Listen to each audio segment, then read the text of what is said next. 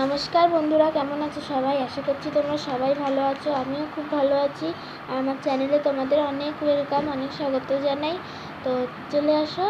আজকে আমরা যাব হচ্ছে আমার ঠাম্মা বাড়ি হালিশহর। তো ওখানে লঞ্চে করে যেতে হবে। তোমাদেরকে দেখো, ওই যে লঞ্চটা দাঁড়িয়ে আছে, এই যেই লঞ্চটা দেখছো ওটা 1:20-তে স্টার্ট হয়। আর এখনও লঞ্চ আসেনি।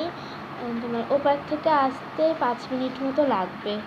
তো ততক্ষণ তোমাদের সাইডগুলো আমি দেখিয়ে দিই। দেখো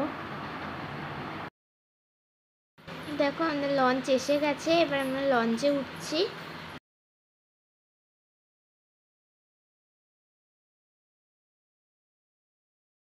দেখো লঞ্চে আমরা উঠে পড়েছি। ওঠার 5 মিনিট পরেই লঞ্চটা ছেড়ে দিয়েছে।